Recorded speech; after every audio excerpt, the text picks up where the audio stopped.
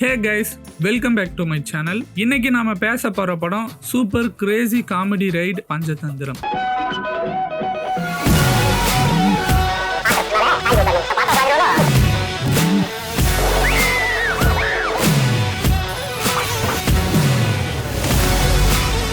இப்போ சோஷியல் மீடியால double meaning comedy எல்லாம் டார்க் காமெடின்னு சொல்லி ட்ரெண்ட் பண்ணிட்டு இருக்காங்க.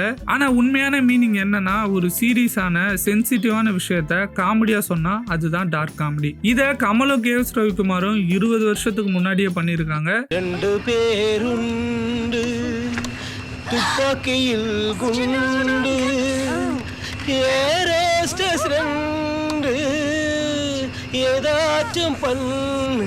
இப்போ நீங்க இந்த படத்தை பார்த்தா கூட புதுசா ஏதாவது சின்ன சின்ன காமெடி சீன்ஸை பார்க்கலாம். இப்போ ரொம்ப ஃப்ரெஷ்ஷா இருக்கும். என் பக்கத்துல ஏர்போர்ட் இருக்கு, ஏர்போர்ட்ல ஏர்கிராஃப்ட் இருக்கு, ஏர்கிராஃப்ட்ல இட்ஸ் an engine, ஆம்ல engine, I mean மேல் engine, அப்பர் டெக்ல.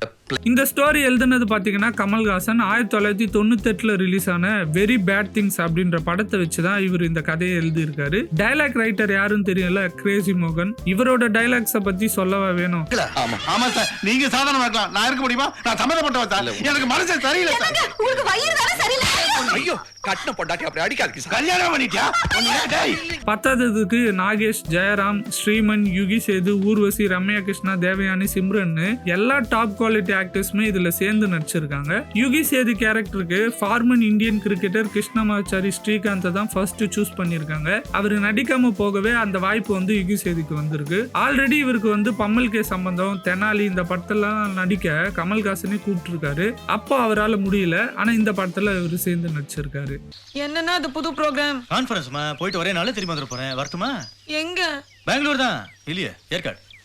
5 ஃப்ரெண்ட்ஸும் ஒன்னா சேர்ந்து ஒரு டெட் பாடியோட டிராவல் பண்றது தான் படத்தோட கதை. ஆனா இந்த படத்தோட ஸ்டோரி லைன் கேட்டீங்கன்னா ஏதோ த்ரில்லர் ஸ்டோரி லைன் மாதிரி இருக்கும். ஆனா இது பாத்தீங்கன்னா பக்கா காமெடி என்டர்டைனரா கொடுத்துருக்காங்க.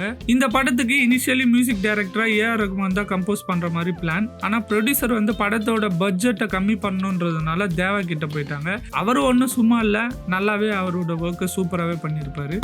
இந்த படத்துக்கு ஃபர்ஸ்ட் சென்சார்ல வந்து யூஏ சர்டிஃபிகேட் தான் கொடுத்துருக்காங்க. ஆனா அது யூஆ மாத்தணும்னு சொல்லி ரம்யா கிருஷ்ணாவோட நிறைய சீன்ஸ் அண்ட் டான்ஸ் மூவ்ஸ் எல்லாம் ட்ரிம் பண்ணி அதுக்கப்புறம் தான் யூ சர்டிஃபிகேட் வாங்கியிருக்காங்க. லேட்டரா இந்த படத்தோட சீக்வல் எடுக்கலான்னு கேஎஸ் ரவிக்குமாரும் கமல்ஹாசனும் ட்ரை பண்ணாங்க. ஆனா அது நடக்கல. அதுக்கு பதிலாக தான்